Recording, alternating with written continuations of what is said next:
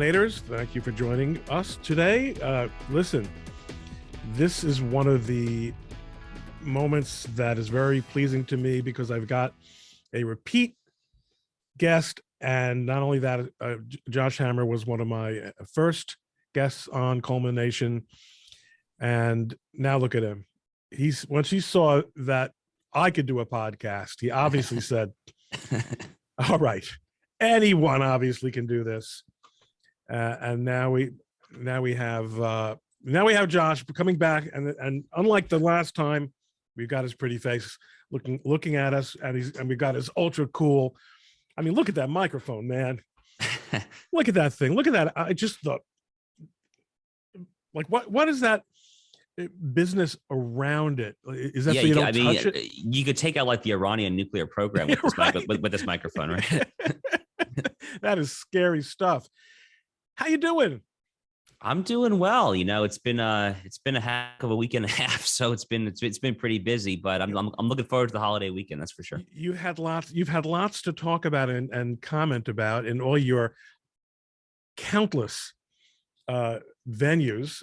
Just your main gig is Newsweek, or is yes, that is my job. Yeah. So, I mean, I wear a lot of side hats, but my job is Newsweek, where I run the op-ed section. I have a team of 4 deputy editors that I supervise. We're a team of 5. I have 4 deputies. We actually just hired our 4th a few weeks ago. So we've been expanding. It's been a heck of a ride. And as you very graciously pointed out, Ron, I do host my own podcast right now, which is distributed through Newsweek, the Josh Hammer Show, which was launched back in early February. So that's my job, and everything else on the side. Yeah.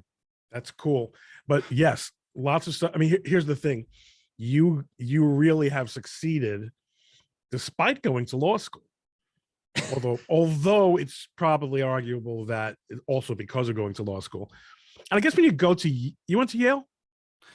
University of Chicago. For law school. Okay. So you went to a real law school, because I was going to say people who go to Yale don't have any expectation whatsoever of practicing law.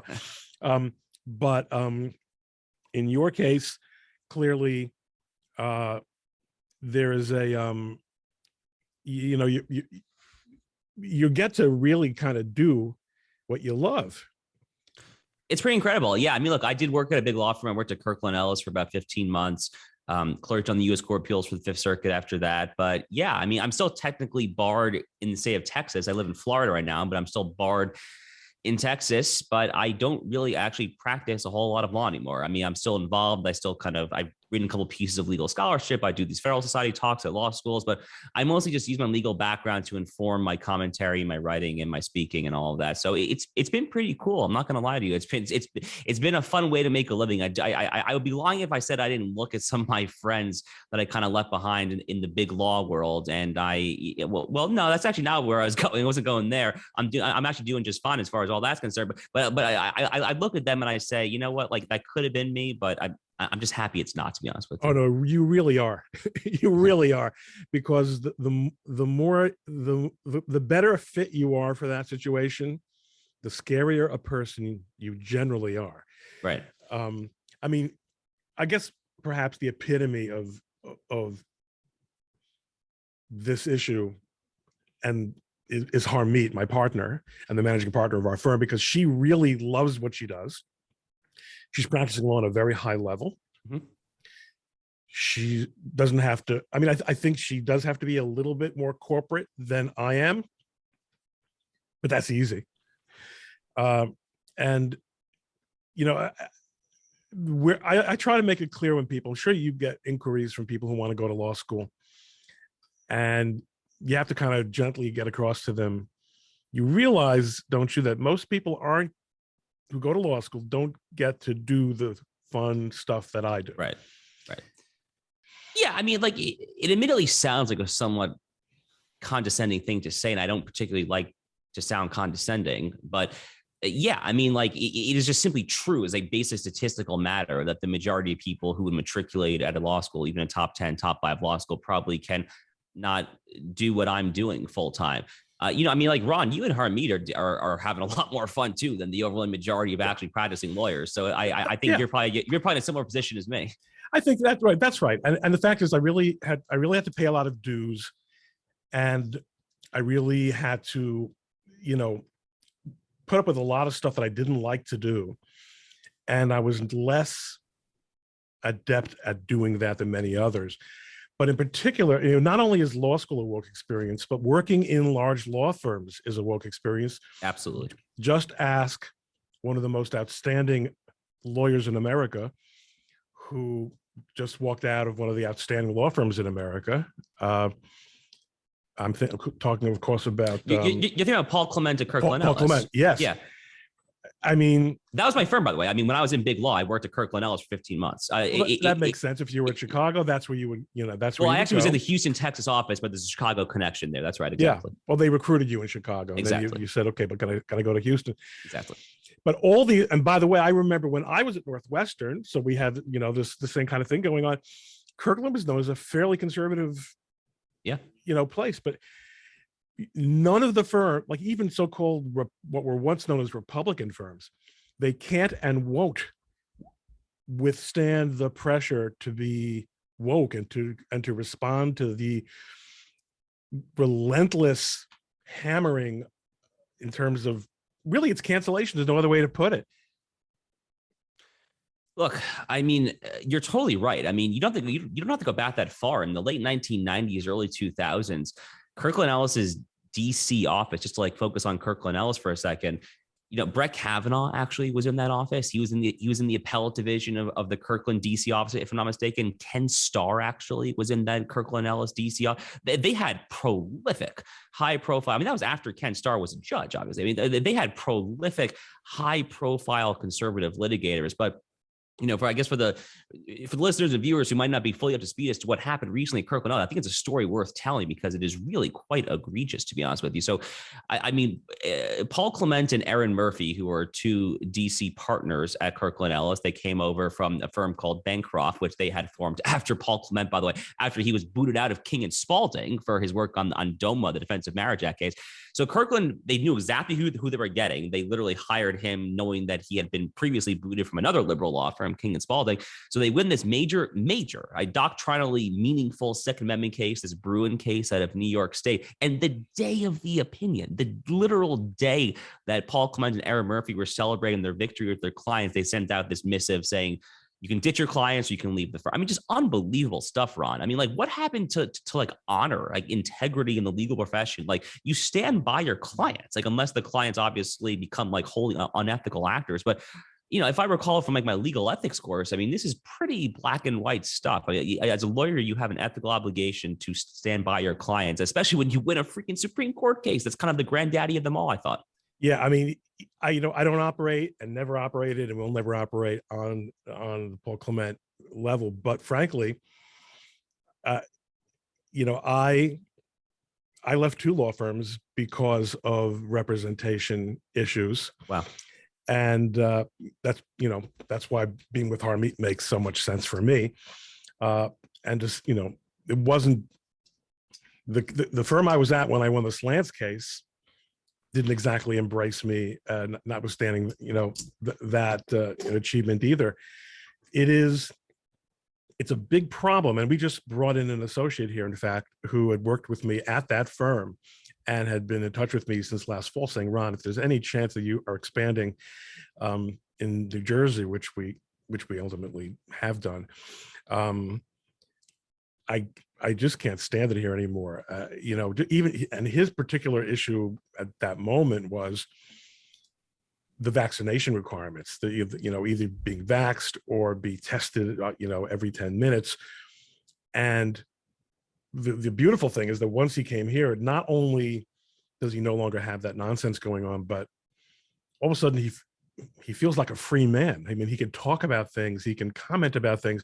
The thing about being in a corporate law firm is, especially in the age of social media, I mean, you have all the, when I started at the old Case Scholler, there was this, they actually put it in the firm, I don't know whether it was the recruiting brochure or the guidebook, but we encouraged lawyers to be involved in issues of public interest.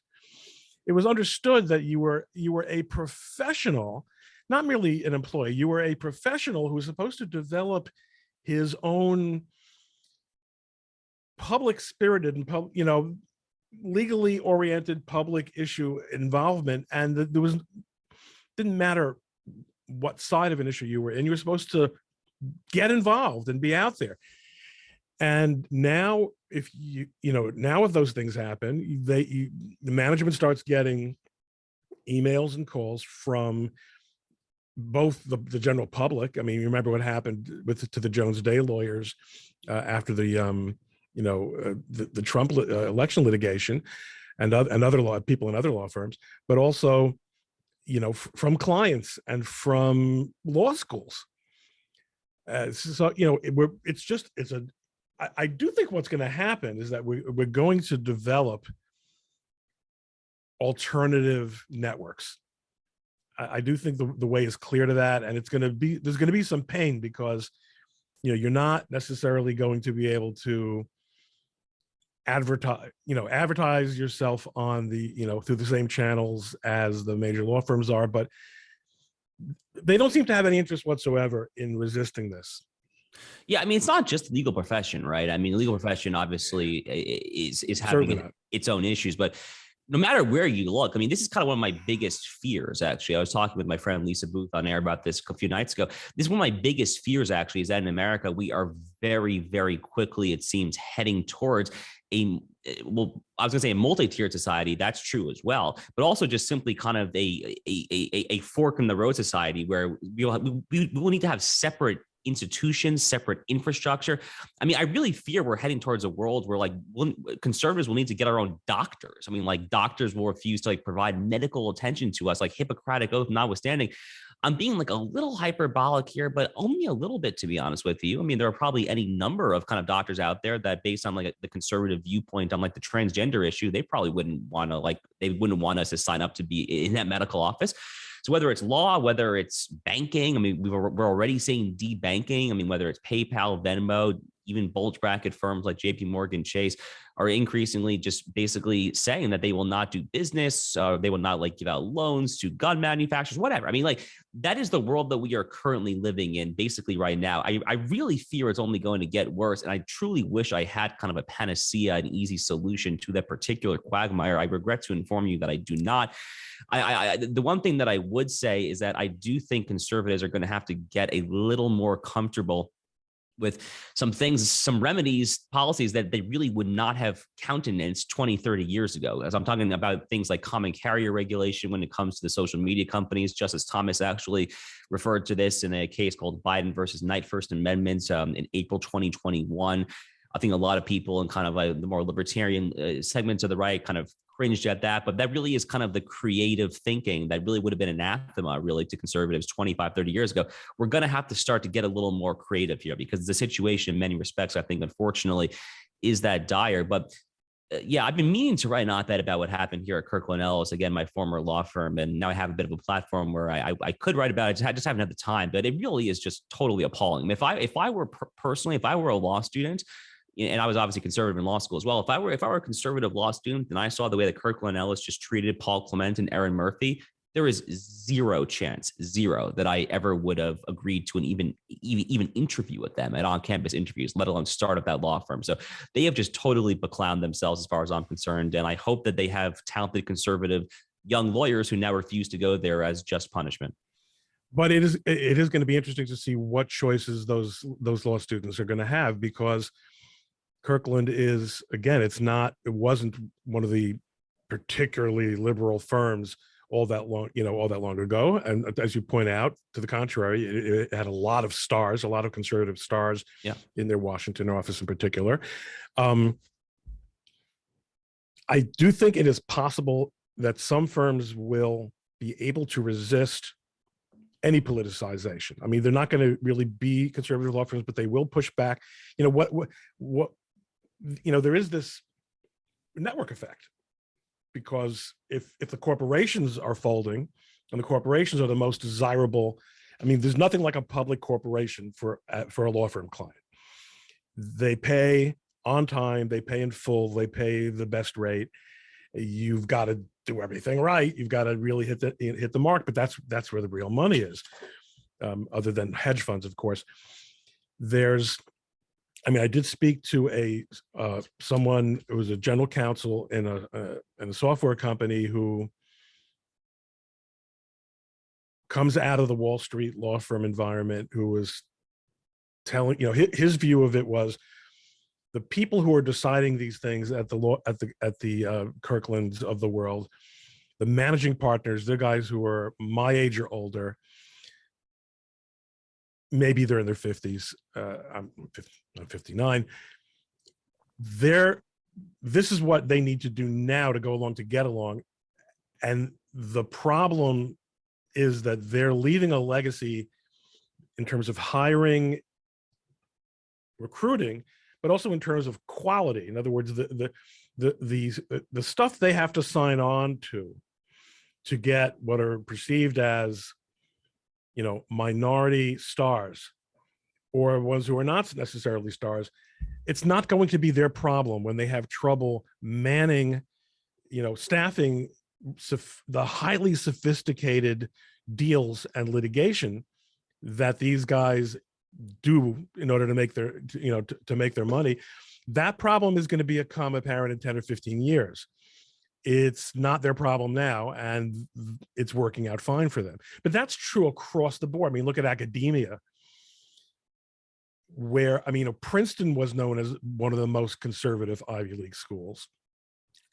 And I had a year ago, Robert George on here telling me how, look, the Chicago principals saved us, and we withstood the pressure on Joshua Katz, and boom, the turnaround, the way they went through the back door at Princeton, and the series of things that they did to him that were just so outrageous. It's problematic. I mean, is everyone going to go to, a handful of conservative, is George Mason going to be, going to supply all the law clerks for Supreme Court justices? It's not historically a feeder, but you would think that would happen.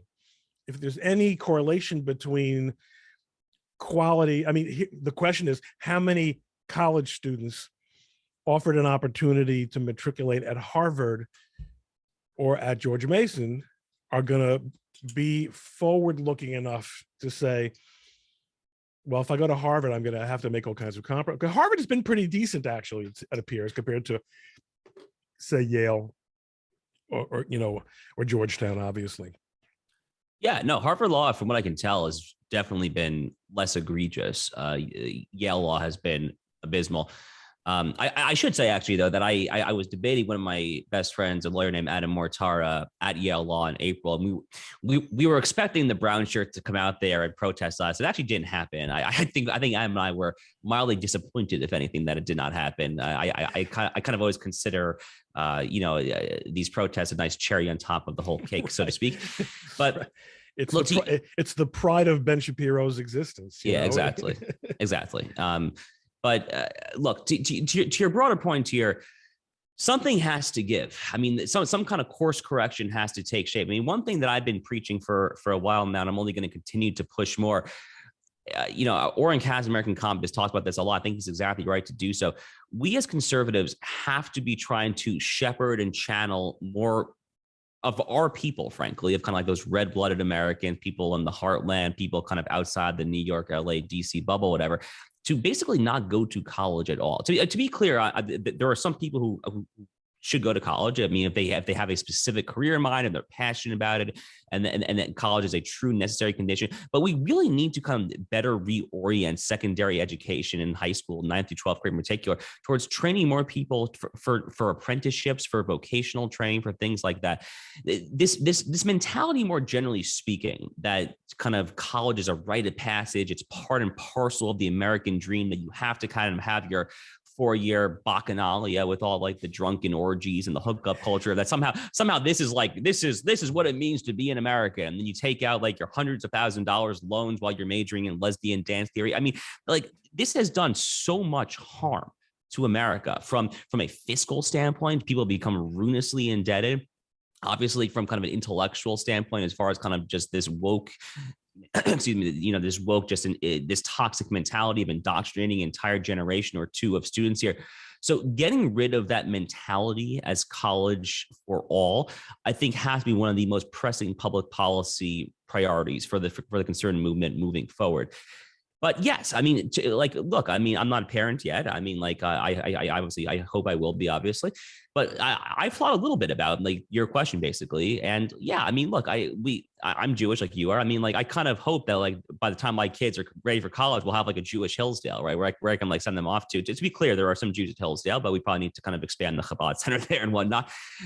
But yeah, I mean, like the Ivy League, I went to Duke. Okay. I went to a good college. I went to Duke. I mean, honestly, when I was there, Duke was really actually not that crazy. I graduated college in 2011. It actually really happened in like 3 to 4 years, maybe after I left. I remember in 2013 or 2014, Duke hired this Iranian professor from, I think from UNC, from right down the road in Chapel Hill, who was like a Holocaust denier or whatever. Like I basically like vowed then and there that I will never donate a single penny to Duke University again. And like, I'm still like a hardcore Duke basketball fan. I've seen Duke win multiple titles in person. That's my team. But like, would I really want like my son to go there right now? I don't know, to be honest with you. The answer is probably no, and that's really sad. But it's just the reality that we have to face. Unfortunately, that's the current setup. I'll tell you something. That if you thought about it, you'd probably realize that you could have figured it out. Well, you may not have known this part. Neither of my parents went to college. I then come out of nowhere and end up at Princeton, and we had to borrow $10,000. That was for all 4 years, folks. And the total fees for the class of 1985 incoming was under $12,000. But that was, in those days, the dollars were larger than they are now. Fair enough, but they were nothing.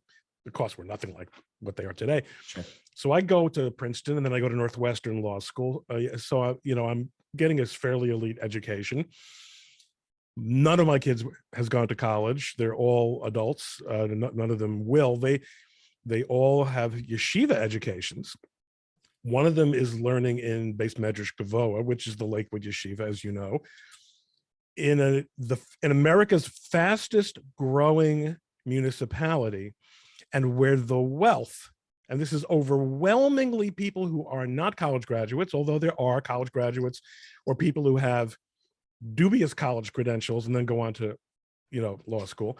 The wealth is, and again, this is not universal across Orthodox Jews, but people know how to make a living, and they're in mortgages, and they're in lending, and they start every kind of business you could imagine. It is unthinkable in this community, in our community, for our kids to go to college. I always say, the colleges that we're talking about are basically sex farms, and these are the best. I mean, this is not even going to, the famous party schools, right? It's unthinkable for us because of the moral environment, and also because, frankly, our kids they're super well educated. Yeshiva does teach you dialectical thinking extremely well. A lot of, used to be that you had to get some kind of degree from a major yeshiva. Now Columbia, and it used to be that Columbia was the school you could go to Lakewood from directly. Now Harvard takes people directly from Lakewood, and they're doing very well. And it is something that people should look at. I mean, obviously there isn't a Lakewood out there for everyone, and nor is Lakewood for everyone, but you're 100% right. College has become a racket. Higher education has become a racket. And the idea that these are nonprofits, right. Ladies and gentlemen, college presidents in the wealthiest schools are 7-figure earners. They live in gorgeous palaces. There's nothing nonprofit about this. The shareholders who are enriched by it are the faculties and the rapidly multiplying cadre of deans telling people what to think and what not to think. So yes, that's an area that conservatives and that will and breaking the addiction to elite education is a huge challenge, especially from communities like yours and mine, uh, when I say yours and mine, I mean, my mother was an immigrant, my father was second generation. You might not be that close to the, to the bone, but the achievement of having your child go to Harvard, Princeton, or Yale, or Sure. Chicago Sure. was, or Duke was the be all and end all.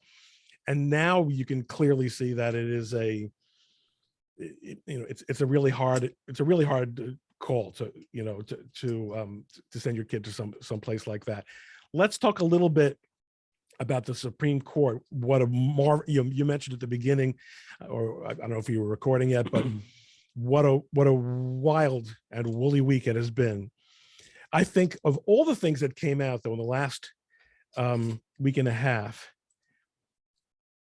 the most astonishing and heartwarming was that video of Justice Sotomayor Oh yeah. extolling the virtues of Clarence Thomas. I mean, that was just unbelievable. Was that before or after the Dobbs case? I think it might have been before, but it would be even more remarkable if it was after. But I can't quite remember. But I don't doubt that. I do not believe it would make that, no. It would make a difference, to be clear. Yeah. Yeah. Let me throw it up there because it's only 2 minutes long, but it's Sure. really worth the price of admission. But I suspect I have probably disagreed with him more than with any other justice. That we have not joined each other's opinions more than anybody else. And yet, Justice Thomas is the one justice in the building that literally knows every employee's name, every one of them. And not only does he know their names, he remembers their families' names and histories. He's the first one who will go up to someone when you're walking with him and say, "Is your son okay? How's your daughter doing in college?" He's the first one that when my stepfather died, sent me flowers in Florida. He is a man who cares deeply about the court as an institution, about the people who work there, but about people. He has a different vision than I do about how to help people and about their responsibilities to help themselves. I've often said to people, Justice Thomas believes that every person can pull themselves up by their bootstraps. I believe that some people can't get to their bootstraps without help. They need someone to help them lift their foot up so they can reach those bootstraps. That's a very different philosophy of life. But I think we share a common understanding about people and kindness towards them. That's why I can be friends with him and still continue our daily battle over our difference of opinions in cases.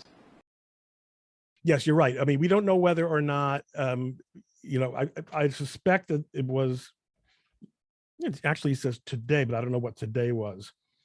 But that's such an incredible cultural moment and something that we have seen so little of from the left. And I mean, I remember writing back when I was naive, by which I mean 2-3 years ago. The country's burning down over this supposed, racial divide. This was during the summer of 2020, right? Was it 2020? Yeah. Barack Obama could step up and just spend 10 minutes saying, "Hey guys, look, you all know that I agree with you that we've got problems, but remember, we're all Americans. I was president of the United States. I was elected and I was reelected. We can do this." Like something in the nature of let's unite from a leader of the, and there is one thing, and this is, when I had David Latt on, by the way, ladies and gentlemen, the Colemanators, it's understood that this is a name dropping contest between Josh and myself, and Josh is going to win it. But his belief was that at the end of the day, the legal profession in particular I don't know if so much the profession in the sense of the law firms, but the practice of law is going to be resistant to the, to the mindlessness that we've been talking about, because at the end of the day, you have to get up and argue, and you can't say 2 + 2 = 5. And then we had a Senate Judiciary hearing where a presumptively and actually presumably and actually confirmable candidate, Judge Jackson, with excellent credentials, is prepared to say to the whole world that she doesn't know what a woman is. I don't know if that was just something, she felt she had to say because she was under political attack. That wouldn't be crazy. But for Justice Sotomayor to stand up and make a statement like this was really, really refreshing. Yeah, you know what it reminds me of? It reminds me of the famous friendship between the late Justices Antonin Scalia and Ruth Bader Ginsburg, who were famously close friends. They famously wined and dined at each other's houses. They used to enjoy going to the opera together in Washington, D.C. I think Nino and Scalia, that is, and Marty Ginsburg considered themselves like close personal friends. So it's kind of a throwback to a bygone era. And, look, credit where credit is due. I mean, this is great to see from Justice Sonia Sotomayor, who in many ways is just a partisan MSNBC talking head hack. Ron, I remember during the oral argument for the Dobbs abortion case, the oral argument was on December 1st of last year. Sonia Sotomayor had this one question. I literally just started like guffawing in laughter. She was asking the state of Mississippi. She was like, "Oh, this is your view of where life begins, but how do you know that? Or what about these other?" I mean, literally, it was literally like the ramblings. Like, speaking of college, it was like the ramblings like a 19-year-old who was high on one too many pop brownies at 3 a.m. in the dorm room. I mean, it was really that bad. Yeah, and I remember also coming away from the oral argument on the vaccination mandate through OSHA. Yeah. Her questions had nothing to do with the legal question. Right. It was, but isn't it really bad when people get sick? Right. Okay, but you're a justice of the Supreme Court. You know how we decide issues around here. No, read her dissents. That's not how we decide issues around there. Yeah, no, exactly. No, she also totally botched the numbers, by the way, in her argument, as far as the people that had died. She was off by like multiple zeros, like multiple orders of magnitude. And it was fascinating that obviously they had the parties, challenging the regulation. I don't remember who it ended up being. We thought we in the Daily Wire were hoping it was going to be us, but there was someone more photogenic. Even a decision had been made, a tactical decision, not to push back on any factual assertion by any justice. And that was a smart move, I think, not to get into the weeds, no matter how crazy. Although the problem is when someone like her says crazy things like that, and there's no pushback, that becomes part of the national narrative. And there are a lot of people who think of her as, I guess there are, right, who think of her as the cat's pajamas. I mean, I don't really know that there are. It is, having said that, I think it was a really nice way to end the week when that video came out. Oh yeah. But in the last 2 weeks have been madness on the Supreme Court, and we, for a change, we got to sit back and enjoy it. What do you think in terms of the national debate, in terms of where we go here? How has this, we have a word in Hebrew, tekufa, how is this moment, this slot of, this 10, 14 days in judicial history going to affect the next 6 to 12 months, do you think? Yeah, so just a quick footnote on Clarence Thomas before getting to this. I just want to say quickly about Clarence Thomas, who, in my opinion, is the greatest living American in the United States. I really do think that highly of him. I didn't clerk for him, but I did clerk on the Fifth Circuit for a Judge Jim Ho, who clerked for him. I've had any number of friends and mentors, including my friend Anna Mortara, who I mentioned earlier, who clerked for him.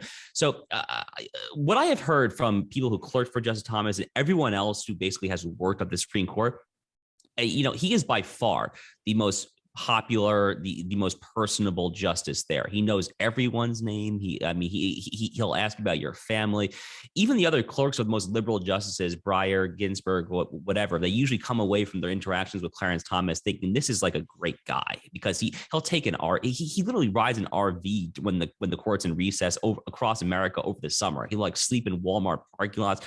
goes to NASCAR races, and the guy's he's a true mensch. He's the man. He really is a man. But to your question, which is kind of the $1 million question. So look, I've been a card-carrying member of the Federalist Society since I was a first-year student at the University of Chicago. I still am involved with the Federalist Society. I give a lot of lectures through them in various law schools and lawyers chapters throughout the country still.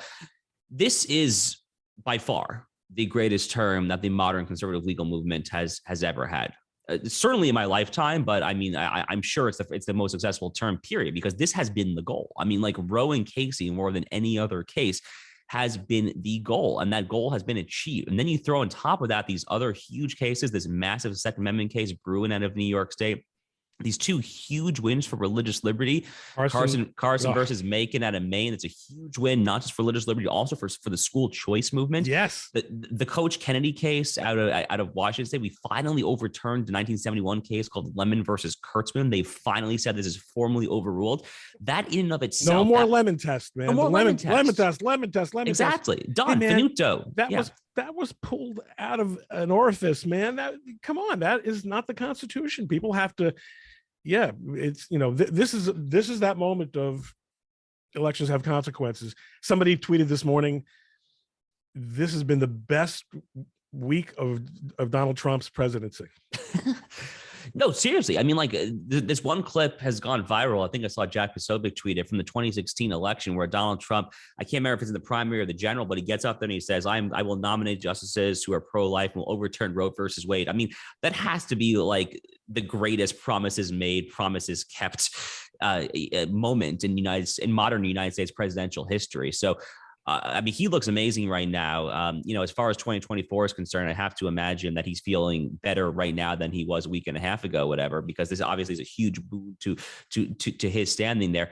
But as far as what we do next, well, look, I mean, I wrote a column today, actually, the day that we're recording this, that admittedly has seemed to trigger some people. It's a little provocative, but that's what a good column tends to do sometimes, where I basically say that now that we have on the legal right, on the judicial right, we have achieved kind of what we have set out for in many respects. But we've done so by playing defense, by trying to appeal to kind of a neutrality, because that's really all the Dobbs abortion case does, for instance. It really just it takes us back to where every state can decide. So it's actually technically, really, if you think about it, it's really kind of more of a procedural victory than a substantive victory. So my kind of legal call to arms is basically saying that it's now time to go on offense as far as what jurisprudence and the courts are concerned, within the confines, obviously, of Article 3, the judiciary's narrow, least dangerous branch, all that. But within those proper confines, it's time to go on offense to the extent constitutionally possible. So that's what I am going to be looking for. I'm going to keep on kind of hammering this beat over the next 6 to 12 months, to your question, but we'll see what happens. But for now, I'm still kind of personally just kind of savoring the sweet, beautiful victories. And I'm frank. I don't know about you, Ron, but I'm really not tired of winning quite yet. Yeah, well, we have been. That has not been the problem for a while. That's true.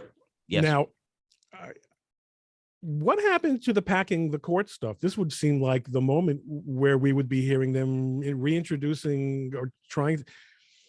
That doesn't seem to be on the agenda. I have a feeling that it was focus grouped very negatively, and that's why we're not getting it, because I can't imagine any other reason.